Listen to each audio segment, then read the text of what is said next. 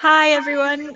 Thank you very much for hanging on and waiting for us there. We had some technical difficulties, but we're up and running now. So yeah, welcome and thank you very much for joining us today. Just a heads up, this webinar will be recorded and popped on the IRMS YouTube after the event, so hopefully everyone's okay with that happening. As we go through, please feel free to leave messages in the chat, to ask questions. There's a questions panel there at the side that I'll be getting monitored throughout the webinar, so please feel free to use it. So yeah, without further ado, let me introduce Renee. So Renee's been working with Crown Estate since 2016, when it was still UK based. I'm working on preparing for an electronic file migration. So when Crown Estate Scotland formed in 2017, she took on responsibility for both FOI and records management in the new organisation. So today she's going to chat to us about her journey to creating an audio video policy for the organisation. So yeah, I'll hand over to you, Renee. Take it away. Thanks, Claire. Actually, it's quite handy of this delay because I don't have a lot to bring to the table, to be honest. So I'm hoping that what I have to present, like that I'll get more from this presentation from you guys and your participation and your feedback than you'll get from me. So as Claire was saying, I'm very new and novice to records management. It was kind of just thrown on my lap, which I'm sure many of you have experienced, but you know, it's only been a few years for me. So it's definitely a learning curve. So again, feel free to just put anything in the questions or chat poll. Now I'll share my screen for the slides. If I can share screen. This one, here we are. Never used the live stream before, so hopefully, all right, that looks like everyone can see that. Here we go. Sorry, I'm kind of a bit of a ball of nerves here. So as I was saying, I'm quite novice. A little bit about Crown Estate Scotland. We're a very small organization, about 50 plus some staff. We have a lot of history, so a lot of records, but still relatively a new organization. Some of the benefits of being a small organization is I know everyone, I have kind of sight of what's going on with regards to our records. It has been harder since working from home though, because usually when you're in office, you can kind of hear, you know, someone whispering something and you're like, oh, wait, you're generating new records or something like that. And also with applying the policies within SharePoint for the allowing recording, it's quite easy when there's only a handful of employees, so which I'll go into more detail about that. Some of the drawbacks of a small organization is resources. It's just me that do records management. I do have assistance from our governance manager and a bit from our senior IT manager, but you know, we all wear many hats, and so it is quite difficult juggling all of that together. Move slides. Here. So the general drivers for creating our organization policy on the recordings and which includes video and audio recordings is just first off was the increase working from home. So previously working in an office, say for example staff meetings, we never recorded them. We would just all show up in the meeting room, someone would take notes and then notes would be published for everyone to share. I mean, a benefit of having the recordings is that if you can't attend, then it's very flexible and it's easy. You can you know, just direct someone to a recording. But then a drawback is that you now have extra records. Another driver was the system changes. So we had didn't have Teams implemented across the business until basically this time last year when we all had to work from home.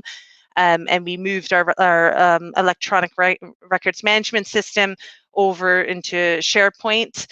And then also just freedom of information and subject access requests. So any recordings, video recordings, audio recordings are all subject access requests because we're identifying individuals with their faces, and then any information that's conveyed in a meeting or a recording is also subject to freedom of information.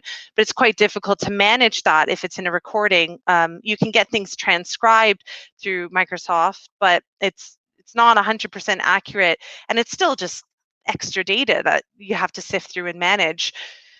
So we decided we needed to create kind of a rules of engagement that'll cover all audio and visual, so not just things through Microsoft Teams. People have their work mobile phones, they could be recording things through that, and just kind of give that general awareness and guidance of why we need to watch out what we record. And then personal devices, we have that as a separate policy and approval process. So anyone who's using their personal phone for work matters has to go through kind of an approval process, and they would also be reminded of kind of how to manage recordings. So generally the policy that was created kind of has a who, what, where, when, and why kind of aspect to it and broken down. So kind of the why is we ask all staff to question the purpose of the recording. So generally recordings should just be used as a reference tool, and then once it's not needed, just delete it. So it's kind of that pre-thinking before you hit that record button, and some circumstances of when you shouldn't record is, one-to-one meetings, informal catch-ups, and commercially sensitive things.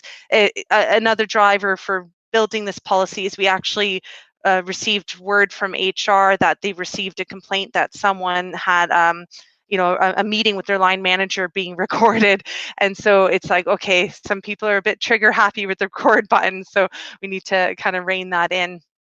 So this is kind of that preemptive, that if follows any of those things, then perhaps maybe taking notes or minutes is better. It's easier to manage and see the information, and it's generally less information available if in a minute's note taking than it is in an audio or visual recording. The what, or the content of the recording. So as I was saying with GDPR, UK GDPR, all of this is subject access requests. So we're just trying to limit our data that we have. So, again, that look at the purpose of the recording first, but if it's required, then check to see what is actually being recorded. So we have in the policy, we have to notify attendees in advance that the meeting will be recorded, and then advise them if they don't want to be recorded to keep their cameras off and their mics off, or don't attend. But then attendees also have the right to withdraw their consent. So we have to be aware, and again, this is the benefit of a small organization, is if someone withdraws their consent to the DPO, it's quite easy to track that down and either remove the recording or edit it in such a way so that individual is not seen. So another thing is a child pops in the recording. So I'm sure all of us have experienced that. Either your own children or a colleague's child makes an appearance in the meeting. Well, if that's being recorded, that's now processing data with children. And our organization doesn't really have this as the norm. We don't collect information with children, so we don't really have too many privacy or data privacy impact assessments that have to deal with that. So it's better to just keep it out. If that happens, if the recording's happening, then delete it. We also give a little warning when we hit record to say, if your child is at home, put the blur back function or something like that, so they can't be identified. So it's just trying to, I think the kind of the challenge is writing the policy was quite simple, but it's the logistics of it afterwards, is ensuring that staff are aware and that they're following this policy is kind of the next challenge. So when these sensitivities appear, to have someone ready to edit it or fix it. The who and the where, so it's kind of security and access. So originally, or in the beginning, recordings through Microsoft was through streams, so it all came down to the individual who hit record to how to manage it. It's still, now it's down into OneDrive, so it still has that element of that person's responsibility, but at least it's treated like any other file in Microsoft, so they can easily just cut and move it or cut and paste it into a designated folder. So that's quite handy for the security. So if you've already got permission settings in your folder structure in SharePoint or Teams, and your settings or your retention labels, then that could just be lumped in together, and just makes it a little bit easier than relying on someone to go into their streams.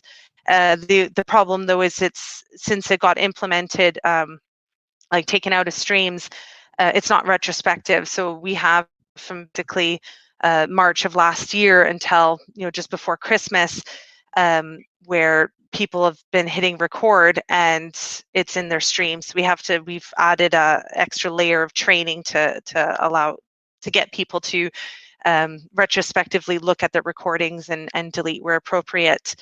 There is a lot of onus on the individual who presses record.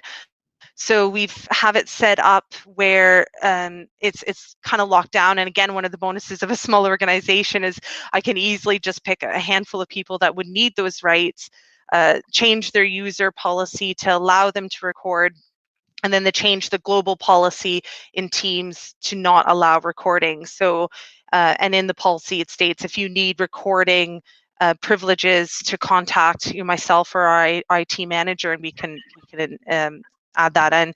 And that also it gives us knowledge of who can record, so we can focus that training and that awareness on those individuals, instead of having to rely that everyone's going to comply to the policy. So that kind of makes things a little bit more manageable. So one of the benefits there. And then the retention and disposal. So it is important that we delete our recordings in a timely fashion. So again, the owner of the recording is responsible for it, but we do have some guidance. And again, if they are very good at moving the things from their Outlook into their designated areas in SharePoint that have the retention labels applied to the upper level folder, it should be fairly behind the scenes and not too onerous.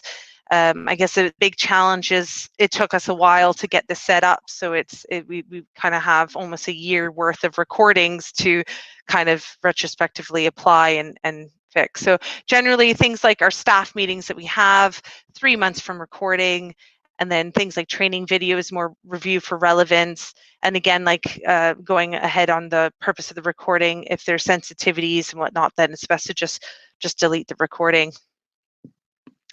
Some of the challenges, so timings and resources. So this issue was raised back in early May, when we heard from the TPO from the HR complaint. A lot of people working from home, and I even noticed recordings of staff meetings which were never done before. But it just took a long time. So just before, we realized this was something that we should be addressing for, protection for FOI and GDPR, subject access requests. But we are in the midst of a system change. So we're migrating from our old records management system over into SharePoint. Because of that change, it was kind of decided, well, let's just wait before we do this policy because you're just going to have to update it anyway.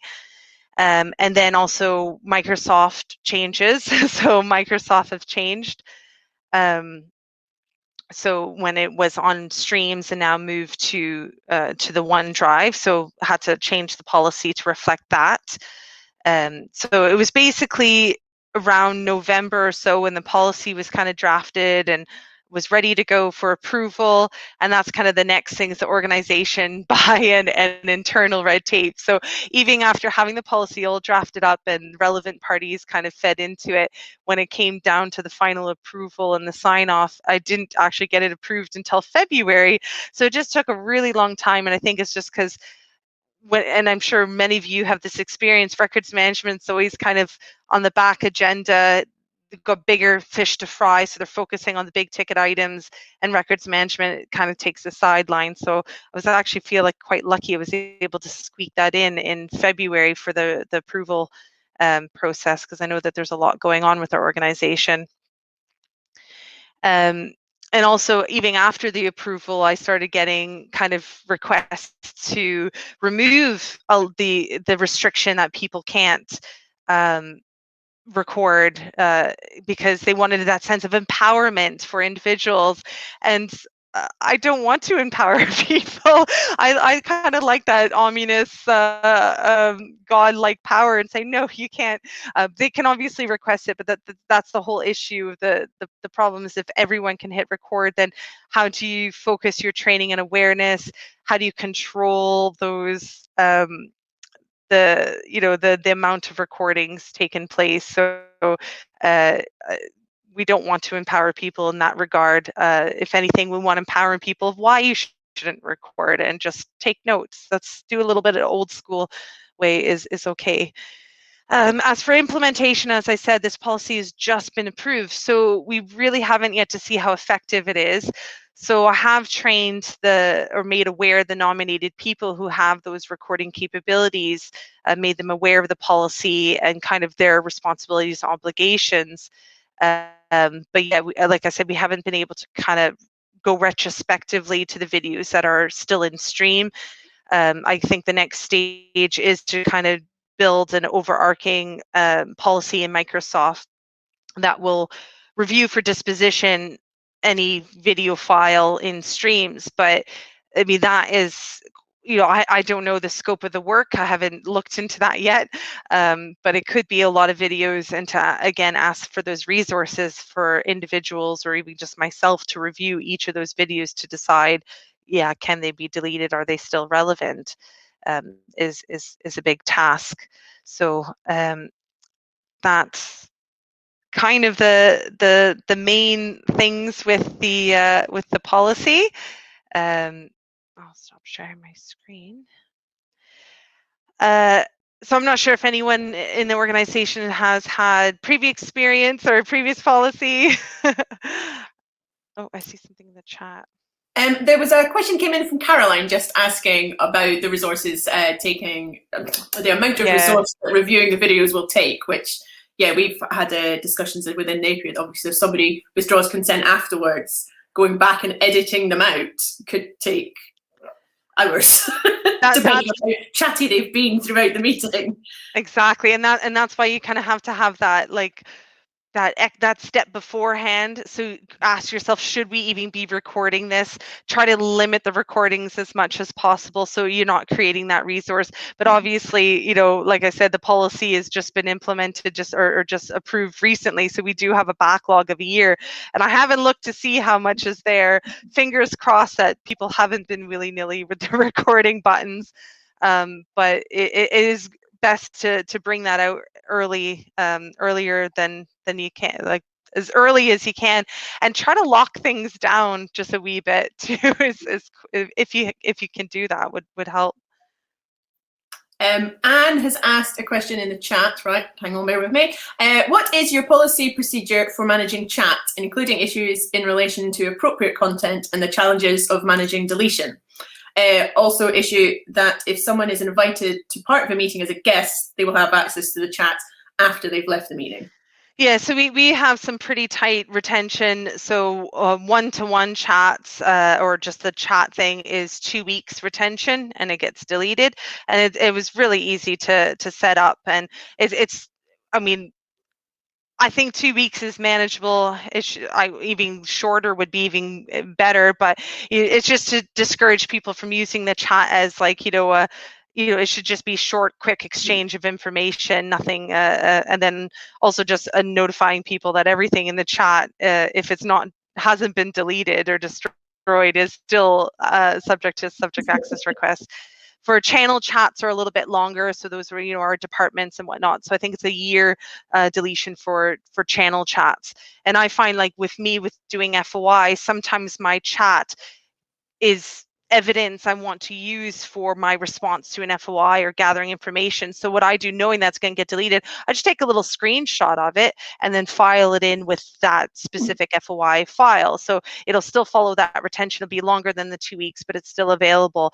But definitely, and it took a while again to add those retentions to the chat. Like we had almost, I think the retentions were added before Christmas, and it was something that I was championing for ages. I'm like, oh, there's so much information that's coming out. And I think also people weren't aware that all the chat is available and saved, because sometimes my colleagues would be saying something in the chat, I'm just like, maybe you shouldn't put this here.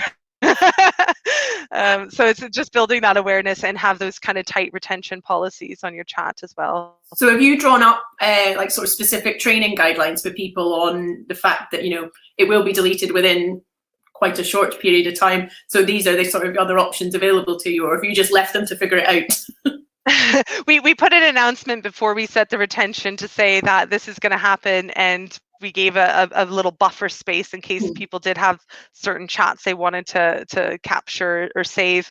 But in my induction, so with, again, a bonus of a small organization is I know who's coming and going. And so any new hires, I put in their diary an induction on our records management stuff. And I go through, like, you know, some of the general, you know, good practices, our retentions on chat. And but we still need more end user training. Since we've migrated to Teams, we need to add a little bit more for the existing staff. So I've got to make that a little bit more robust. Everyone's at such different levels. Yeah, some people seem to know what every single button does. And I find too, one of the challenges with Teams is, you know, like I was saying, I'm new to records management, and I feel like I'm starting to get my head around general, you know, what's good records management. But then with SharePoint and Teams and Microsoft, you also need that kind of IT background. So I rely on my IT manager a lot, but he's got a lot on his plate. So it's trying to learn of how to use the admin compliance area and add these retention schedules. And it's like one moment you finally grasp it, and then Microsoft changes something slightly, and you're like, oh, where was that again? So it's definitely a challenge in Microsoft. But the thing about recordings, and it doesn't matter what system you use, you need to have some sort of management in there just to mitigate the risk of FOI and subject access requests. And our phone systems changed as well, where it used to be before just an actual phone on our desk, but now everything's been linked in with Outlook Exchange. So that was another thing we had to raise awareness that if anyone has voice messages, those are FOIable, or they can also be considered a request for information if someone asks you for information over your phone, because that's in a permanent recordable way. So I'm just writing that down because I've got a meeting about phones next week. I was like, oh yeah, voicemail, good point. Yeah, and that, you know, that was something rolled out, and then it was announced in a staff meeting, and I was like, oh, hold on, and I had to like put my hand up and say, just so you know, this kind of changes the game a little bit here. So again, benefit of a small organization is you know what's going on, but as I'm sure many of you experience, sometimes records management, FOI, and GDPR kind of take a back burner on decision making, that they just plow ahead and make these changes, and then you're left to scramble. I suppose that's one of the good things about having something specific to focus on. So you've been focusing very much on recordings recently, but that focus on the specific does raise awareness more generally across the organisation about records management. It's like we're talking specifically about recordings just now, but these same principles apply to all of the information you use. So I suppose that's a good way to kind of get that message out. Particularly when, as you say, people tend not to want to do records management or think about it. Yeah, ease into it. Well, I definitely was picking the low-hanging fruit, because after our migration over, we've got a big task of putting in labels and policies and tagging and all this. And I kind of felt like, before I can bite down this, let's start with the little things first. Easy wins. Yeah. So don't think there are any more questions. Not appeared. If anybody does have any questions, feel free to pop them in, and we will ask Renee to give us her thoughts. I would say answers, but that was too much pressure for you. I bring nothing to the table, really.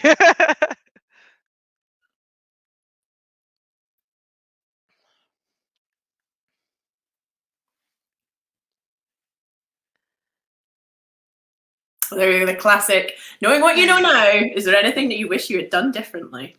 The speed of things. So, you know, I kind of should have fought back a little bit more and said, no, doesn't matter about the system change. Let's just roll this out.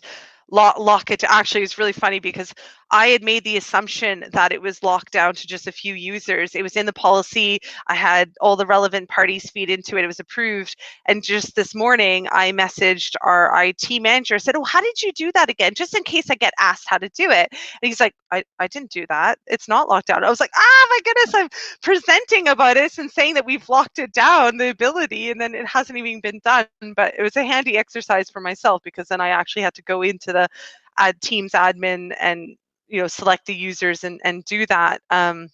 But if you can kind of limit and lock down the recordings, if that's ability that you can do in your organization, I think definitely try to get that in, so at least you can focus your training and awareness on a few individuals rather than the whole organization.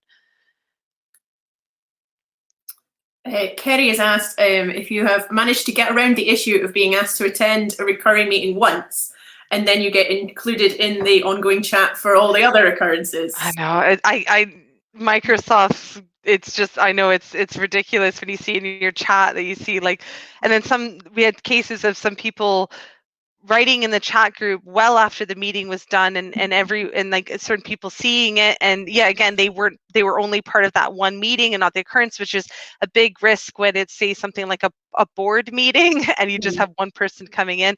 But no, I haven't seen anything of how to get around that.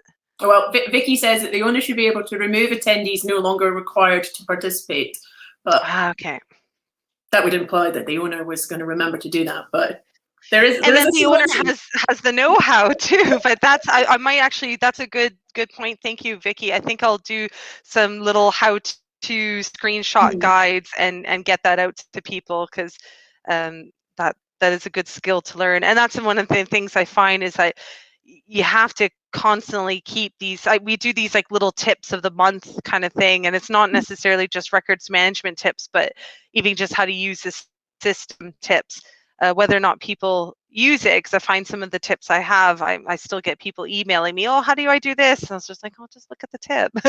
But it's easier if it's built, you could just direct them to a link. So and Heather was saying about whether it'd be easier to keep the transcripts of the audio video recordings rather than retain the actual meeting, because obviously then you'd be able to delete the great big AV file, or whether you prefer people to just take old school notes and minutes. I like the old school, because you can choose what's going to be put in there, so you can have a frank discussion if it's not recorded, and people can decide what notes to take. If it's a transcript, it's still going to be all there. It's easier to search and easier to process than an AV file, for sure. And it has, transcripts have their place, but I think when it comes to commercial sensitivities or just things that you don't need, then there's process of minute taking where you're actually taking minutes. Like, you need to have that safe space for frank discussion without it being recorded, and I think that's quite important to do. It's tricky with notes though in this environment, but it's easier. And Ryan has asked whether you have any thoughts, suggestions, or views about the relationship between records management and IT. With Microsoft 365 being so technically complex, it poses an intimidating challenge to keep up with the technical options and the consequences of how we set up the system. Yeah, it is really tough. I'm constantly on the Microsoft support page trying to read up things of how to do this and that. And I did attend a training, a records management for Office 365 training back in April, and it was really handy, but we weren't quite transferred yet, so I kind of forgot a lot of the things I learned, so I need to relearn it. I find LinkedIn, if you have a premium account, is quite handy because you can watch a lot of the little videos, but then there's so much other technicalities of what license you have, and again, it's always changing. So records management isn't just directing rules and guidance, it is really IT driven now as well. And I do find that as a challenge, and I need training. So if anyone has some really good links for some good training of that, please send it my way. Vicky suggested that an option, sorry, something just moved there we go. An option would be to keep the transcript service in tandem, and then obviously you can redact that should you need to send it out, whereas obviously you don't want to be sharing the videos. So your old school minutes and your transcript might be a good combination. Mm-hmm. I haven't tried the transcript yet. I've kind of heard some feedback that it's not very accurate. And I just think back of one of these little videos of some Scottish people in an elevator in a lift and try to say floor 9 or something. It'd be interesting to see how the transcripts work with different accents. Yeah, the transcript. I haven't tried it recently, but yeah, back in the day when they first brought Siri out, that used to be hilarious. That was, you know, quite a lot of people's hilarious game, was getting me to try and say something into their phone and see what it thought I said. Very funny. Yeah, it's worth a shot. I might set that up and have a little play around and see how it works. Do some tongue twisters and see if it deciphers it. Right.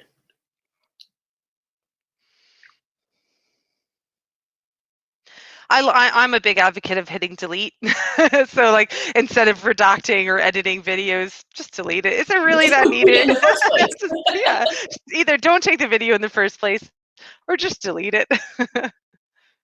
I think, yeah, one of the main problems with the option to record meetings is because, of course, you give people a flashy new button that does something simple, and of course, everybody wants to press it. Yeah, I've taken that away from them, ripped it from their hands. Vicky has suggested that obviously if you were to use the transcript, you could edit it prior to saving the recording. So okay, you would save yourself a job in the long run.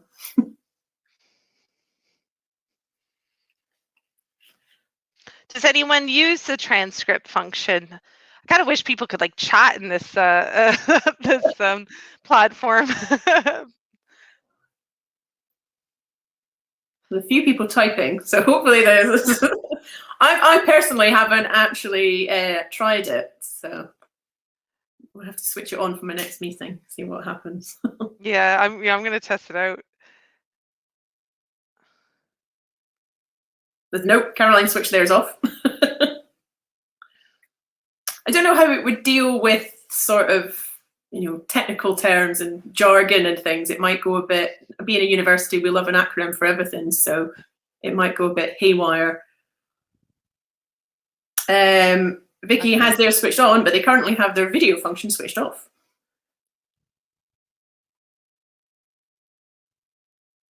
Melissa was saying, team suggested that a live transcript would become available. I don't know if it is out or if you have to record for it to work.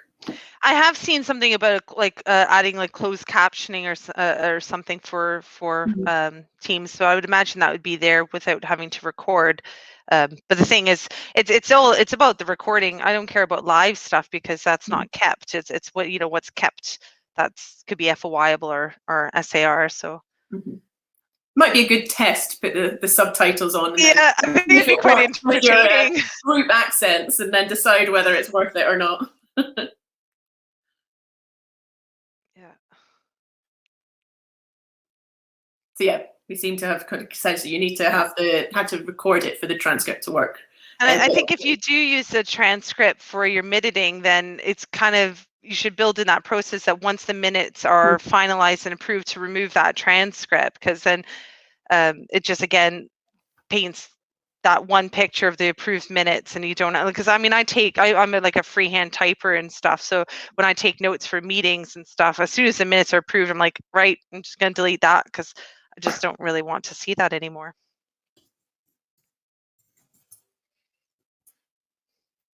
Yeah, I'd say so. As soon as you get the minutes, just get rid of the other bit. Yeah, there's always going to be an element of admin and checking back, and that's just the way things are. It's just making sure that people understand what their responsibilities are. But yeah, I definitely am curious to see just how many recordings there are retrospectively since I've locked it down. But Again, and this feeds into what Ryan was saying, you know, that I don't even know how to do like kind of a readout of how many videos are out there, just to get a context of what there is. So there's so much functionality in SharePoint and Microsoft 365, but it's just knowing what that is and where it is and how to access it.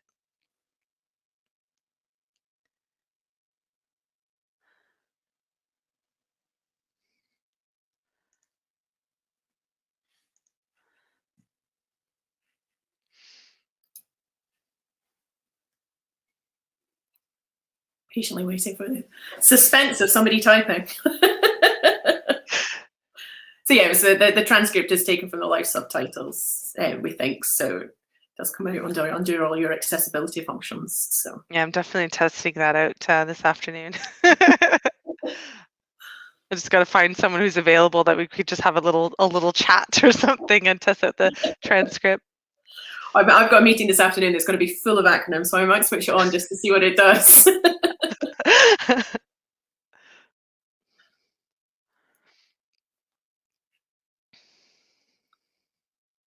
I'm just checking the question. No, that's it. Everybody seems to have questioned themselves out.